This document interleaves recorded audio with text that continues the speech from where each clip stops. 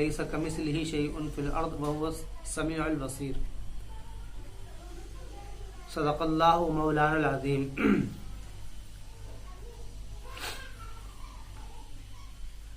کچھ اشکالات اللہ رب العزت کے ذات کے تعلق سے چلتے ہیں کہ اللہ کی ذات کہاں پر ہے، یہ کچھ اشکال ہوتے ہیں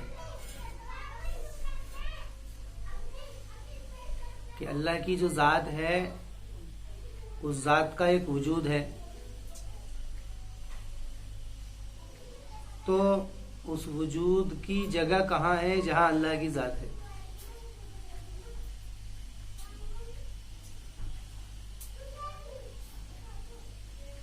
تو اس بارے میں قرآن کریم کیا کہتا ہے؟ قرآن کریم نے اس اعتراض کا جواب کیا دیا ہے اور کس نظریے سے قرآن اس نظریے کو دیکھتا ہے، یہ بات آج کرنے کی اور سمجھنے کی ہے۔ اصل میں ایک بات سمجھنے کی یہ ہے کہ اللہ رب العزت نے جو مخلوقات پیدا کی ہیں ان مخلوقات کے اندر 3 مخلوق وہ ہیں جن کو ارادہ اور اختیار دیا گیا ہے۔ ان مخلوقات میں ایک مخلوق انسان ہے، دوسری فرشتے ہیں اور پھر جن ہیں۔ ان 3 ہی مخلوقات کو ارادہ اور اختیار دیا گیا ہے۔ مثلا چاہت ہوتی ہے کسی کام کے کرنے کی، ارادہ ہوتا ہے کرنے کا، اور پھر اس کو حاصل بھی کر لیا جاتا ہے، اختیار۔ کسی کا ارادہ ہوا اس بات کا کہ وہ گھر سے باہر نکلے تو وہ یہ ارادہ کر سکتا ہے کہ میں گھر سے باہر نکلوں، اور اس ارادے کو اختیار اس کو دے دیا جاتا ہے کہ وہ گھر سے باہر نکل جاتا ہے۔ تو ارادہ اور اختیار جو ہے وہ جو مخلوقات کو دیا گیا ہے وہ 3 مخلوقات ہیں، انسان، جن اور فرشتے۔ تو اس کے اندر ہماری بحث جو ہے وہ انسان کو لے کر کے ہے۔ تو انسان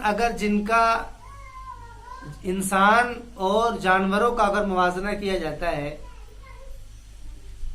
تو جو کیفیات اور جو تقاضے ضرورتیں جانوروں کے اندر ہیں وہی انسان کے اندر ہے۔ جانور کو بھی بھوک لگتی ہے، انسان کو بھی بھوک لگتی ہے، اس کو بھی نیند آتی ہے، وہ بھی گرمی سردی محسوس کرتا ہے۔ جیسے انسان گرمی سردی محسوس کرتا ہے ایسی ہی وہی سردی گرمی محسوس کرتا ہے۔ اتنی بات البتہ واضح ہو سکتی ہے کہ انسان زیادہ محسوس کرتا ہو، جانور کم کرتے ہو، لیکن اتنی بات تو کامن ہے کہ دونوں ہی ضروریات محسوس کرتے ہیں۔ ہم نے دیکھا بھی ہوگا بہت سارے جانور جو ہیں وہ سردیوں کے رات میں روڈوں پر پڑے ہوئے ملتے ہیں۔ کیوں؟ کیونکہ ان کو سردی لگتی ہے، تو اس سردی کے لگنے کی وجہ سے وہ بدن کا ٹیمپریچر جو ہوتا ہے وہ بالکل گھس جاتا ہے، خون جم گیا، مر گیا وہ۔ بہت سارے جانور تم نے دیکھا ہوگا، کتوں کو سردیوں کی رات میں جب کڑاکے کی سردی پڑتی ہے رات میں مرے ہوئے دیکھا ہوگا۔ تو اگر اندر کا جائزہ لیا جائے تو وہ تو انسان اور جانور بالکل برابر ہے، لیکن اگر احساسی اعتبار سے انسان اور جانور کو دیکھا جائے تو انسان اور جانور میں بڑا فرق ہے۔ اس کی وجہ یہ ہے کہ اللہ رب العزت نے انسان کے اندر 3 وجود پیدا کیے ہیں۔ ایک وجود جو ہے وہ اخلاقی وجود ہے، اخلاقی وجود کس کو کہتے ہیں؟ اخلاقی وجود، اور دوسرا وجود جو ہے وہ عقلی وجود ہے، اور پھر حسیات جمالی ہے۔ اخلاقی وجود یہ ہے کہ انسان اچھے اور بری کی تمیز کرتا ہے، اس کو پتا ہے کہ اچھا کیا ہے برا کیا ہے، وہ جانتا ہے اس بات کو، اور کمزوروں کے ساتھ میں کیسا برتاؤ کرنا ہے وہ اس کو بھی جانتا ہے۔ وہ الگ چیز ہے کہ وہ بالکل اگر نہ کرے تو وہ الگ بات ہے، باقی اس فرق کو وہ سمجھتا ہے کہ اگر کوئی بچہ رو رہا ہے تو اس بچے کے ساتھ میں کیا برتاؤ کرنا ہے.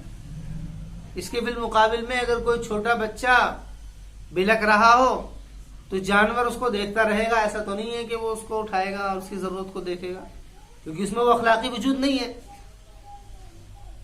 اسی طریقے سے انسان میں دوسرا وجود جو ہے وہ حسیات جمالی ہے، مطلب وہ اچھی چیز کو لیتا ہے اور بری چیز کو چھوڑ دیتا ہے. یہ انسان کے اندر فطرت ہے.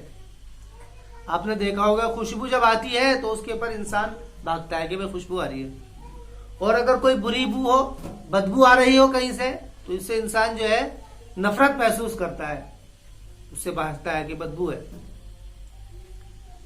اس کے برخلاف جانور ہو، اس کے سامنے کھانا ہو، اس پر بھی وہ پیر رکھ دے گا، اور اگر گندگی ہو اس سے بھی پیر رکھ دے گا. اس کو اس بات کا احساس ہی نہیں ہے.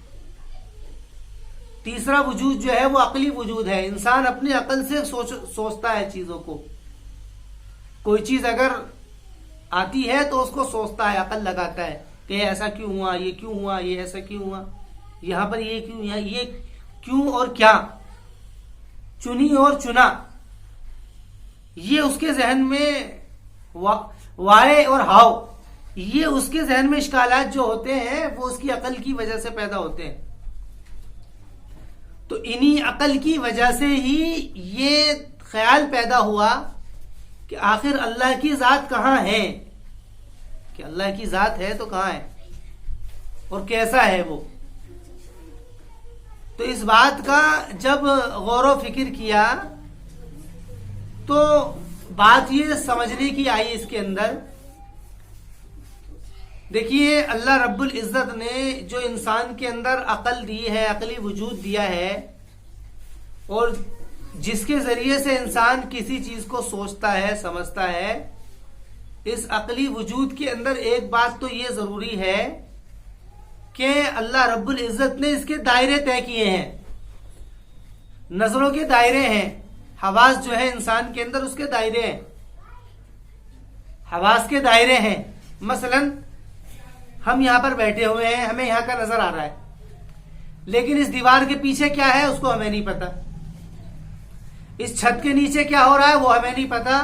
اس چھت کے اوپر کیا ہو رہا ہے وہ ہمیں نہیں پتا، کیونکہ ہماری نظروں کے ایک دائرے ہیں کہ ہمیں ایک دائروں کے تعلق سے متعین کیا گیا ہے کہ ہم یہاں تک اس کو دیکھ سکتے ہیں.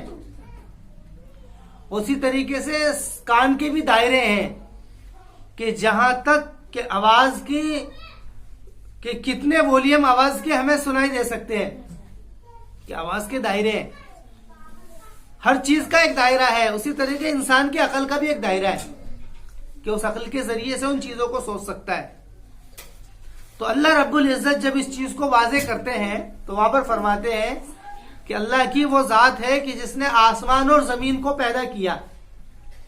اللہ کی وہ ذات ہے کہ جس نے آسمان اور زمین کو پیدا کیا ہے، اور آسمان اور زمین کو پیدا کرنے کے بعد میں اللہ نے انسانوں کو پیدا کیا، اور پیدا کرنے کے بعد میں پھر جانوروں کو بھی پیدا کیا ہے. اور پھر اس طریقے سے اللہ رب العزت نے ان کو پھیلایا ہے، یذرؤکم، ان کو پھیلایا ہے کہ انسان کے ذریعے سے انسان پھیلے، جانوروں کے ذریعے سے جانور پھیل لیں، کہ آج کتنے انسان ہیں اور آج کتنے جانور ہیں. اور اس کے بعد میں پھر فرمایا لیسا کمثلہ شیء، کہ وہ ذات ہے کہ جس کی طرح کوئی بھی نہیں ہے. مطلب کیا تھا؟ مطلب یہ تھا کہ آسمان اور زمین کا بنانا، اور آسمان اور زمین جتنی بنی ہیں، اس کے علاوہ انسان جتنے بنے ہیں، اور اس کے علاوہ جانور جتنے بنے ہیں، یہ سارے ان کا جو کریشن ہے، ان کی جو تخلیق ہے، یہ اس ذات واجب الوجود کی طرف سے ہوئی ہے کہ جس کی طرح کوئی نہیں ہے. لیس کمثلہ شیء فی الارض ولا فی السماء، کہ جس کی طرح کوئی نہیں ہے. لیس کمثلہ شیء فی الارض ولا فی السماء وهو السمیع العلیم. تو اللہ رب العزت کی ذات کا جب جہاں پر بھی بحث ہوتی ہے قرآن میں، تو اصل میں انسان کا عقلی دائرہ اتنا وسیع نہیں ہے کہ اس بات کو سمجھ سکے. انسان کا عقلی دائرہ اتنا وسیع نہیں ہے کہ وہ اس بات کو سمجھ سکے کہ اللہ کی ذات کہاں پر ہے اور کیسی ہے. یہ انسان کا عقل کا دائرہ اس بات کو نہیں سمجھ سکتا ہے. عقل کے دائرے کے اندر وہی چیز آتی ہے جتنا اللہ رب العزت نے اس کے اندر وہ سیلز وغیرہ اور جو حدیں جو اس کے اندر متعین کر دی ہیں اتنی ہی اس کے اندر وہ باتیں آتی ہیں سمجھنے کی. اس سے زیادہ وہ بات سمجھ میں نہیں آتی ہے. اچھا، ایک چیز یہ ہوتی ہے کہ کسی چیز کو سمجھنے کے لیے انسان سمجھے. مثلا اگر ہم اس پر غور کریں کہ آج سے پہلے لوگ انسان نہیں جانتے تھے کہ زمین گول ہے. اس کو ہم اس طریقے سے سمجھتے ہیں کہ لوگ نہیں جانتے تھے کہ زمین گول ہے، بلکہ یہاں تک لوگوں کا خیال تھا کہ زیادہ لمبا سفر مت کرو، ایسا نہ ہو کہ تم چلتے چلتے زمین کے کنارے پر پہنچ جاؤ اور پھر نیچے گڈھے میں گر جاؤ. یہاں تک بھی خیال تھا لوگوں کا. اور آج جو ہے ساری دنیا کے لوگ چکر کاٹ کر کے پھر اپنی جگہ پر آتے ہیں، کوئی نہیں گرتا. تو یہ خیال کیوں پیدا ہوا تھا؟ یہ خیال اس لیے پیدا تھا کیونکہ زمین کے بارے میں یہ خیال تھا کہ زمین جو ہے وہ چپٹی ہے اور وہ ختم ہو جائے گی. لیکن آج سائنسدانوں نے اس بات کا پروف دیا اور ثابت کیا اس کو کہ زمین چپٹی نہیں ہے، زمین گول ہے. اس کا جب پروف دیا تو یہ بات اگر اس وقت میں کہی جاتی تو کہنے والے سننے والوں کی نظروں میں بیوقوف ہوتے. کہنے والے بھائی یہ کیا عجیب بات ہے کہ زمین گول ہے، ایسے کیسے ہو سکتا ہے کہ گول چیز پر ہم رک جائیں؟ تو یہ ایسے کیسے ہو سکتا ہے؟ تو یہ بات اس وقت میں عقل کے دائرے سے خارج سمجھی جاتی کہ بھائی ایسے کیسے ہو سکتا ہے. لیکن جب اس کو ثابت کیا اور اس کے پروف دیے کہ نہیں زمین گول ہے تو ہر انسان نے نہیں بلکہ ساری دنیا نے اس کو مانا کہ ہاں یہ بات بالکل پکی ہے. اصل میں جو ذرائع تھے اس بات کے علم کے لیے، جو ذرائع تھے اس بات کے علم کے لیے کہ زمین گول ہے، وہ انسان کو اس وقت میں حاصل نہیں تھے. وہ انسان کو اس وقت میں حاصل نہیں تھے کہ جو ذرائع تھے اس بات کو جاننے کے لیے کہ زمین گول ہے، وہ انسان کو اس وقت میں حاصل نہیں تھے. اس کے بعد میں جیسے زمانہ گزرا اور ٹیکنیکل چیزیں ایجاد میں آئیں تو وہ ذرائع حاصل ہوئے تو اس بات کا پھر علم ہوا. لیکن اللہ رب العزت کی ذات کو سمجھنے کے لیے کہاں ہے، کیسا ہے، ان کے ذرائع اللہ رب العزت نے دنیا میں بنائے نہیں ہے کہ جن ذرائع کی وجہ سے اس بات کا علم لے لیا جائے کہ اللہ کی ذات کیسی ہے. اصل میں اللہ کی ذات وہ ذات ایک چیز وہ ہوتی ہے کہ جن کے اندر وصول ذرائع کے ذریعے سے کر لیا جاتا ہے. ذرائع کے ذریعے سے، وسائل کے ذریعے سے ان کا علم حاصل کر لیا جاتا ہے. مثلا ہمارے سامنے اگر یہ بات آئے کہ بھائی ایک آدمی نے ایک دن کے اندر 10 روپے کمائے، تو اگر وہ آدمی 1 سال تک روزانہ 10 روپے کمائے گا تو اس کی کل آمد کیا ہوگی؟ تو اس بات کے لیے ذرائع کیا ہے سمجھنے کے لیے؟ تو اس کا ذرائع جو ہے، اس کا جو ذریعہ ہے وہ میتھ کا سوال ہے، گڑا کا، جس کے ذریعے سے اس بارے میں ہمیں علم ہوگا کہ اس آدمی نے اتنی رقم 1 سال میں کتنی رقم کمائی.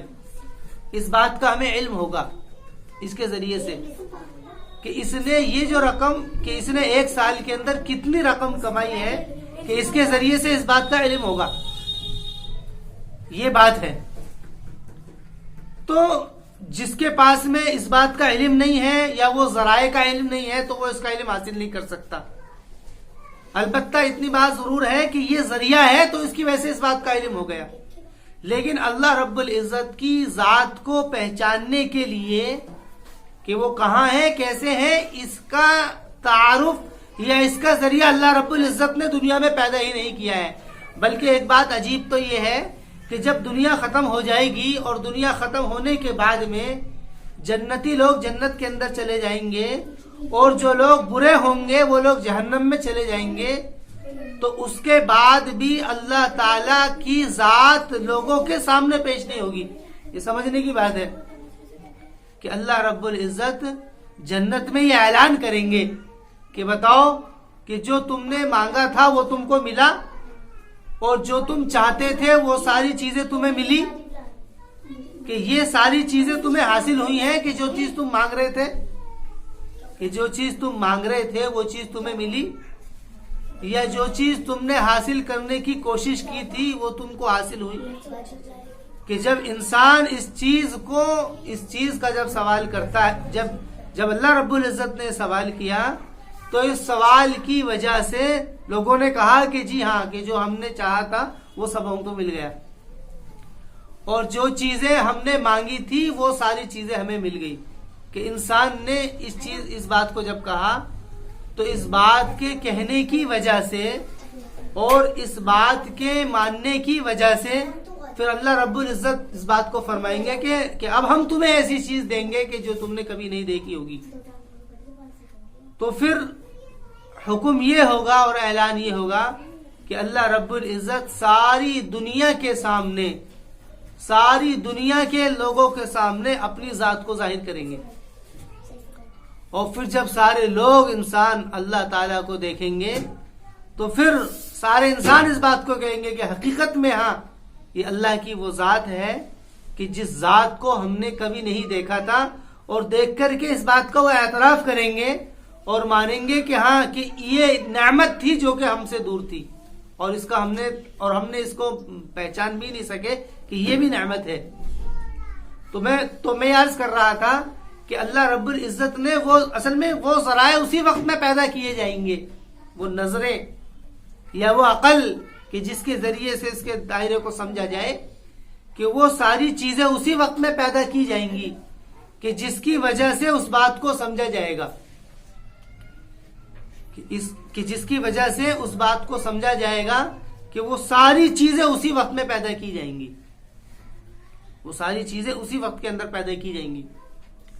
تو اللہ رب العزت تو بات یہ چل رہی تھی کہ انسان کے دائرہ عقل اتنا بڑا نہیں ہے کہ وہ اس بات کو اپنے عقل کے دائرے کے اندر لا سکے، یا وہ اس بات کو سمجھ سکے کہ آخر ذات واجب الوجود کیا ہے اور کیسی ہے اور کہاں پر ہے. قرآن جب اس بات کو کرتا ہے تو قرآن میں بات آتی ہے الرحمن علی العرش استوی، کہ رحمان کی وہ ذات ہے جو کہ عرش کے اوپر سیدھی ہو گئی، عرش کے اوپر برابر ہو گئی. وہاں یہ اس بات کو ظاہر کرتا ہے الرحمن علی العرش استوی، کہ رحمان کی وہ ذات ہے جو کہ عرش کے اوپر سیدھی ہو گئی، برابر ہو گئی. تو مطلب کیا ہے؟ اور دوسری جگہ پر جب بات آتی ہے تو فرماتے ہیں وسع کرسیہ السماوات والارض ولا يؤوده حفظهما وهو العلی العظیم، کہ اللہ رب العزت کی جو کرسی ہے جو کہ عرش کے اوپر ہے وہ اتنی بڑی ہے کہ اس نے زمین اور آسمان سب کو احاطے کے اندر لے رکھا ہے. اصل میں یہ جتنے بھی اشارات ہیں یہ سارے اشارات وجود کو ظاہر کرنے کے لیے نہیں ہیں. ایک بات یہ سمجھنے کی ہے، وجود کا علم دینے کے لیے نہیں ہے. وجود کا اظہار تو ہے لیکن وجود کا علم نہیں دیا گیا ہے کہ اللہ کی ذات کیسی ہے، کہاں ہے. یہ جتنے بھی اشارات اور کنایات ہیں یہ سارے کے سارے اللہ تعالی کی صفاتوں کو، ملکیت کو اور طاقت کو، اس کو بتانے کے لیے ہیں کہ وہ ذات ہے کہ جس نے ساری زمین کو، ہم اگر پورے قرآن کا مطالعہ کرتے ہیں تو اللہ کی ذات پہ قرآن میں کہیں بحث نہیں ہوئی ہے. جہاں پر بھی زیر بحث بات آتی ہے تو وہ اللہ کی صفات آتی ہیں، کہ اللہ کی صفات، کہ اللہ کیسا ہے، کہ اللہ کی طاقت کیسی ہے، وہ مالک ہے، خالق ہے، باری ہے، مصور ہے، قہار ہے، جبار ہے. کہ جتنی بھی بحث ہوتی ہے وہ ساری کی ساری بحث اسی بات کو لے کر کے ہوتی ہے، اسی بات کو لے کر کے ساری بحث ہوتی ہے کہ اس کی طاقت کتنی بڑی ہے اور وہ اپنی صفات کے اندر کتنا پختہ ہے. اس بات کو لے کر کے ساری بحث ہوتی ہے. ذات کے اوپر کوئی بحث نہیں ہے، ذات کے اوپر کوئی بحث نہیں ہے. اور جہاں پر الفاظ آتے ہیں کہ جس سے وجود کا، یعنی جس سے جسم کا اظہار ہوتا ہے، وہاں پر جو بات کی جاتی ہے وہ مخاطب کے اعتبار سے بات کی جاتی ہے. مخاطب کے اعتبار سے یعنی جس سے بات کر رہے ہیں. جیسے کہ فرمایا یوم نطوی السماء کطی السجل للکتب، کطی السجل للکتب کما بدانا اول خلق نعید وعدا علینا انا کنا فاعلین، جس میں اللہ رب العزت ایک آیت کے اندر یہ فرماتے ہیں کہ اس دن اللہ رب العزت زمین اور آسمان کو لپیٹ لیں گے اور وہ سارے کے سارے آسمان زمین اللہ کے دائیں ہاتھ میں آ جائیں گے. تو یہ قرآن کی آیت ہے. تو جہاں پر جسم کو جو ظاہر کیا گیا ہے، یہاں پر اصل جسم کو بتانا نہیں تھا، بلکہ یہاں پر اس بات کو بتانا تھا، قدرت کو بتانا تھا. یہاں قدرت کے لیے بات کہی گئی ہے.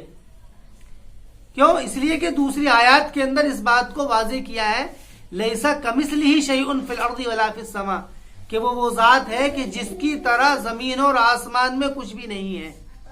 یہ بات واضح کی گئی ہے.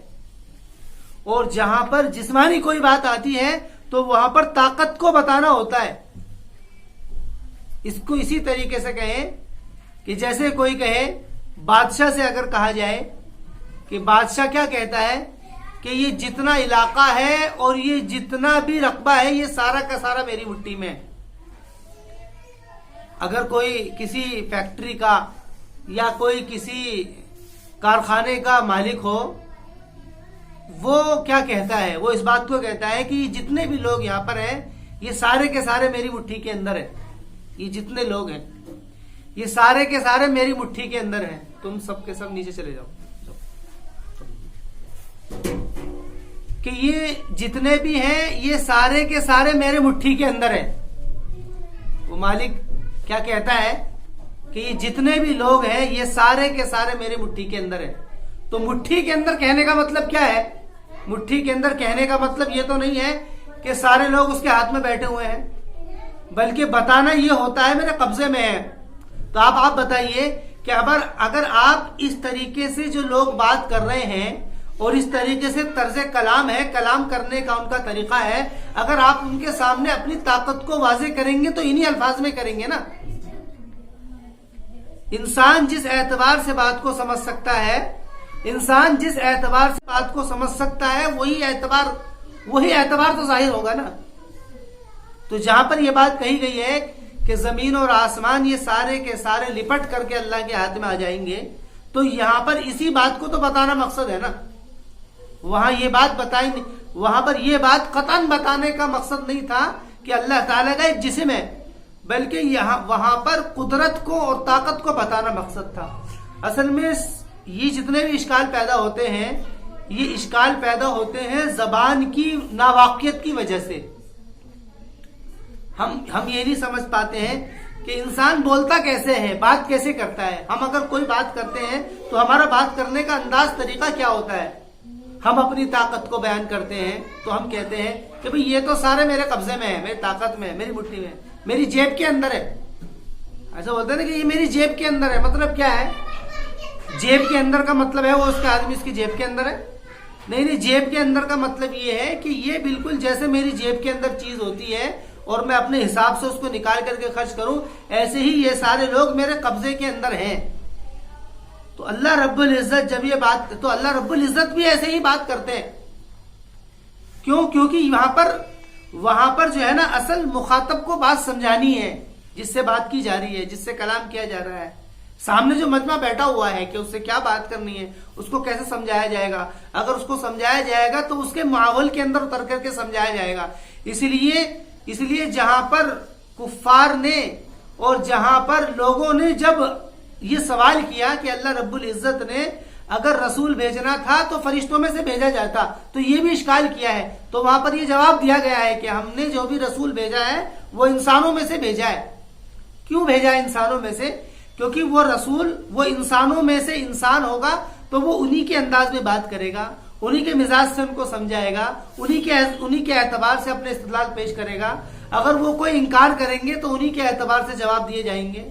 انہی کی طرح کھانا پینا کرے گا، انہی کو سمجھائے گا.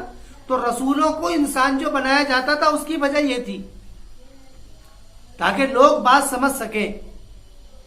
تو میں تو یہ سمجھتا ہوں کہ یہ بات تو عقل سے سمجھنے کی چیز ہے، کہ جہاں پر جو باتیں، جہاں پر جسم جہاں پر ثابت کیا جاتا ہے، مثلا کہا جاتا ہے کہ اللہ کی ذات عرش کے اوپر ہے، کرسی کے اوپر ہے. کرسی کہاں ہے؟ عرش کے اوپر ہے. تو یہ بات یہ بتانی نہیں تھی کہ بھئی وہ کرسی کے وہ عرش کے اوپر بیٹھا ہوا ہے. بلکہ ہم ایک بات کو سمجھتے ہیں، ہمیں اگر کسی کو اپنے قابو میں لینا ہوتا ہے تو ہمیں اس کے اوپر ہونا ہوتا ہے. ایک چیز ہمارے نیچے ہے، ہم اس کے اوپر ہیں، تو وہ ہم کیا ہے، اس کو چاروں طرف سے گھیرے ہوئے ہیں. اوپر کی چیز نیچے والی چیز کو گھیرے ہوئے ہوتی ہے دائرے میں. اوپر کی چیز جو ہوتی ہے وہ نیچے والے کو اپنے دائرے میں گھیرے ہوئے رکھتی ہے. تو جہاں پر یہ بات کہی گئی ہے کہ اللہ کی کہ الرحمن علی العرش استویٰ، کہ اللہ رب العزت عرش پر سیدھا ہو گیا. سیدھا ہونے سے مراد کیا ہے کہ وہ سب چیز کہ جتنی زمین آسمان اور جتنا سارا برہمانڈ اور جتنی دنیا ہے، کہ ان ساری دنیا کو جو احاطہ کیے ہوئے ہے وہ اس کی کرسی ہے. وسیع کرسیہ السماوات والارض، اور اس کی کرسی عرش جو ہے وہ کہ عرش اور کرسی اوپر ہے، اور اس کے بعد میں پھر اللہ رب العزت ہے. تو مطلب کیا تھا؟ مطلب بتانے کا یہ تھا کہ اللہ رب العزت کہ یہ اللہ رب العزت کے قابو میں ہے، ایک چیز قابو سے باہر نہیں ہے. ہم بھی اگر اپنی نظروں میں بات کرتے ہیں، ہم بھی اگر اپنے اعتبار سے بات کرتے ہیں، تو ہم کیا کہتے ہیں؟ ہم بھی یہ کہتے ہیں کہ ہم اس کے اوپر ہیں، کہ ہم اس سے بڑے ہیں، ہم اس کے اوپر ہیں. مطلب کیا ہوتا ہے اوپر ہونے کا؟ کہ اس کے اوپر بیٹھے ہوئے ہیں؟ نہیں، کہ یہ ہمارے قبضے میں ہے، ہمارے قبضے سے باہر نہیں ہے. تو اصل میں انسان نے اپنے عقل کے دائرے کے اعتبار سے اس بات کو سمجھنا چاہا، اس لیے سارے کے سارے اشکال پیدا ہوئے. اس لیے قرآن کریم کے اندر جہاں پر بھی اللہ کی ذات سے کوئی سوال ہوا، اللہ کی ذات کا کوئی تعارف آیا، تو اتنی بات کہی گئی ہے کہ جتنی انسان اپنے عقل کے دائرے سے اس کو سمجھ سکتا ہے. دیکھیے ایک جگہ فرمایا کہ جب مکے والوں نے سوال کیا کہ تمہاری اپنی ذات کا نسب بتائیے کہ تمہاری ذات کون ہے، تو اس کے موقع پر سورہ اخلاص نازل ہوئی. قل هو اللہ احد اللہ الصمد لم یلد ولم یولد ولم یکن لہ کفوا احد، کہ آپ کہیے کہ وہ تنہا ہے. اللہ الصمد وہ بے نیاز ہے، یعنی اس کو کسی کی ضرورت نہیں ہے. اللہ الصمد کہ وہ بے نیاز ہے. لم یلد ولم یولد، نہ تو اس کے کوئی اولاد ہے اور نہ ہی اس کا کوئی باپ ہے. لم یلد ولم یولد، اور اولاد بھی نہیں ہے اور باپ بھی نہیں ہے. پھر آگے فرمایا کہ وہ ایسی ذات ہے کہ اس کا کوئی ساتھی بھی نہیں ہے. سب سے پہلے کیا کہا گیا؟ قل هو اللہ احد، کہ وہ کہہ دیجئے تنہا ہے.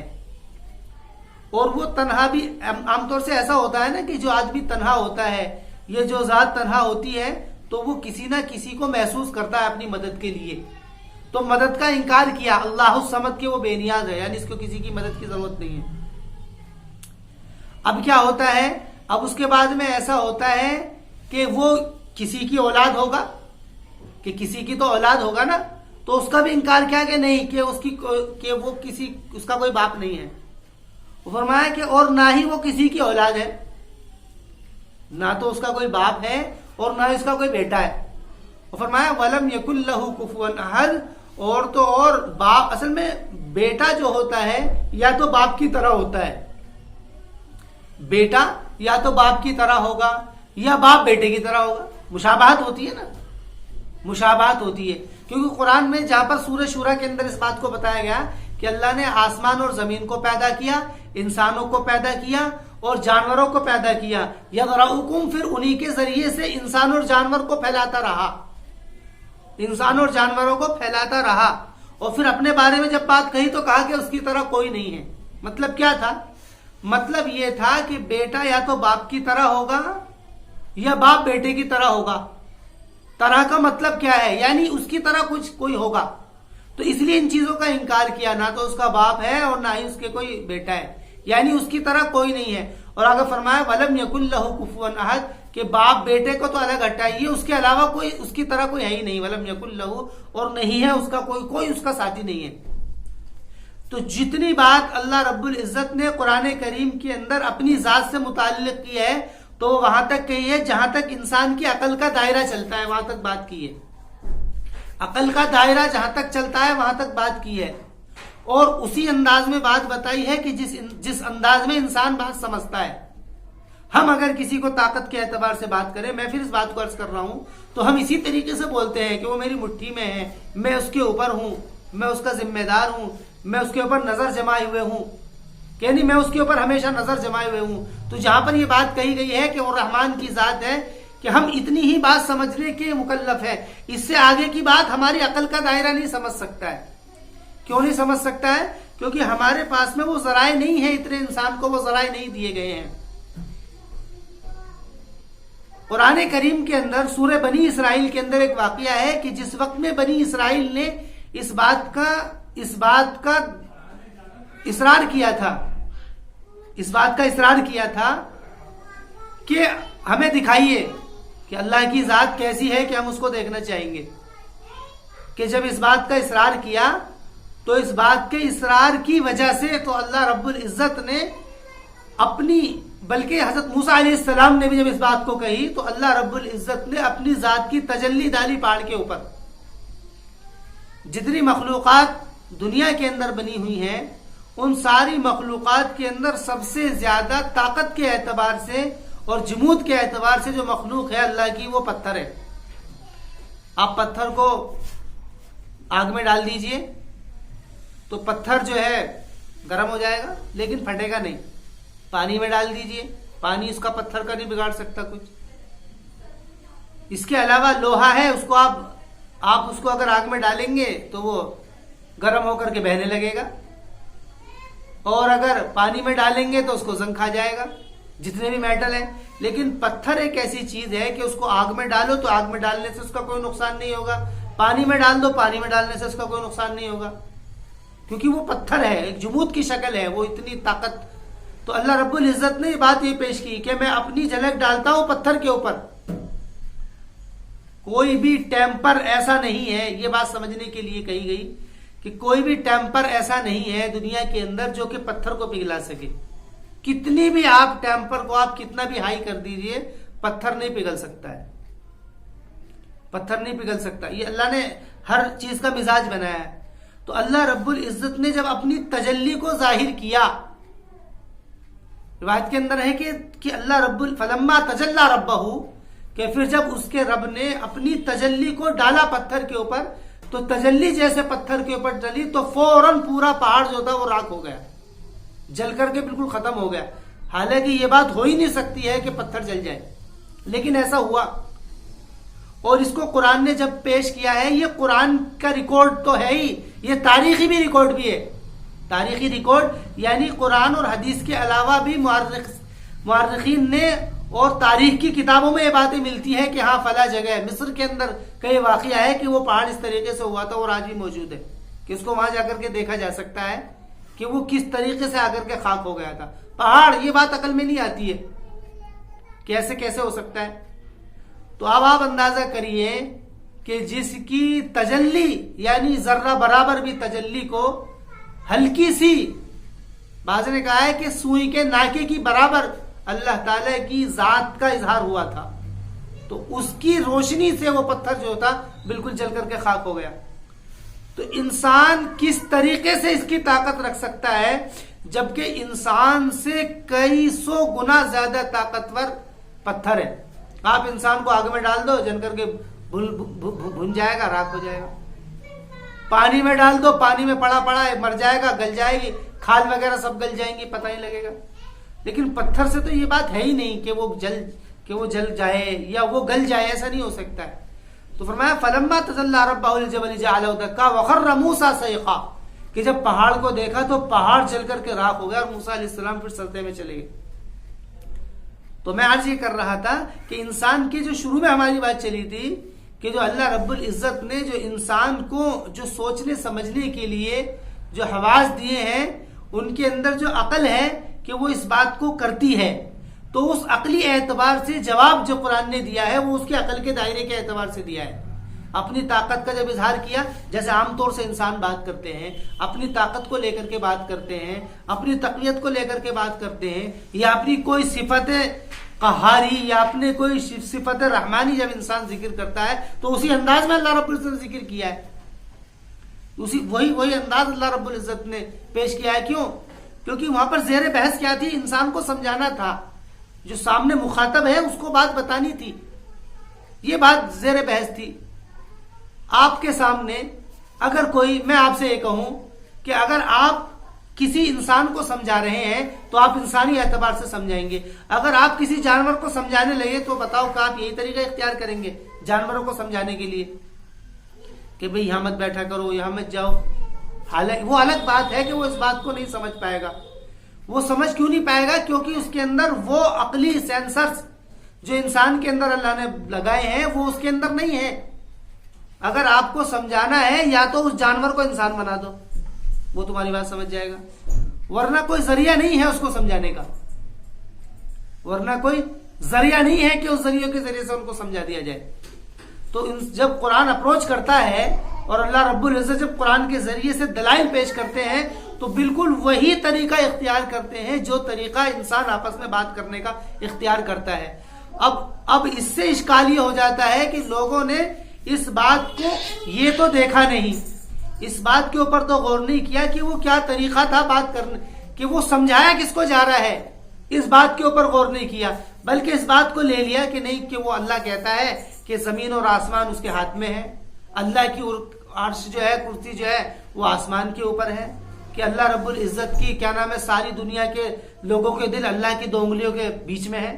تو یہ ساری باتیں اس کے اوپر غور کیا کہ وہ اللہ, کہ اس کا مطلب یہ ہے کہ اس کی انگلی ہے, اس کا مطلب یہ ہے اس کے ہاتھ ہے.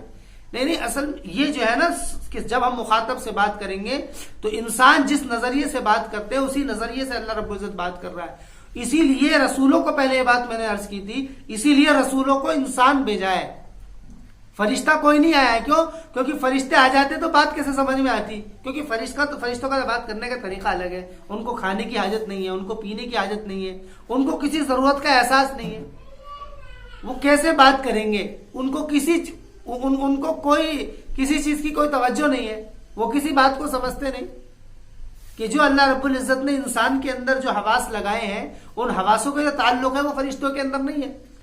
تو اس لیے فرشتوں کو نبی بنا کر کے بھیجا جاتا, بات کیسے بنتی؟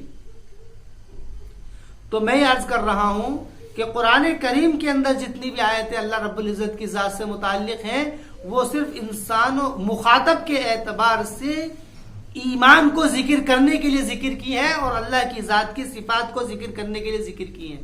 اس میں اس بات کا کوئی ذکر نہیں ہے. جہاں پر مقصود بنا کر کے بات کی گئی ہے وہاں پر دیکھو قرآن کیا کہتا ہے. یہ سوال جب کیا تھا کفار مکہ نے کہ بتاؤ تمہارا رب کیسا ہے, نسب کیا ہے اس کا, باپ کون ہے, بیٹا کون ہے, یہ ساری بات بتائے. تو وہاں پر سورہ اخلاص میں بالکل انسان کے عقل سے باہر کی بات کہی گئی کہ وہ ایک ہے, اس کا کوئی باپ نہیں ہے, اس کی کوئی اولاد نہیں ہے, اس کا کوئی ساتھی نہیں ہے. بتاؤ ایسے کیسے ہو سکتا ہے؟ تو انسان اس بات کو سوچتا ہے کہ ایسے کیسے ہو سکتا ہے. کیوں؟ کیونکہ انسان کے عقل کے دائرے کی چیز نہیں ہے اس بات کو سمجھنا. اور یہاں پر بھی یہ سورہ اخلاص جو تھی وہ جواب میں اتری تھی. قرآن نے اپنے اعتبار سے اس کو نہیں اتارا. اپنے اعتبار سے جو بات آتی ہے وہ اللہ کی صفات کی وضاحت آتی ہے کہ اللہ رحمان ہے, رحیم ہے, کریم ہے, جبار ہے, قہار ہے. اور کوئی اگر بات آتی ہے تو اتنی بات آتی ہے لیسا کمثلہ شیء فی الارض ولا فی السماء, کہ اس کی طرح زمین اور آسمان میں کوئی بھی نہیں ہے. تو اس لیے اس بات کو سمجھنے کی ہے. اور یہ اللہ رب العزت کی وہی ذات, اللہ ہی کی ذات ہے کہ جس نے سارے زمین اور آسمان کو سنبھال رکھا ہے.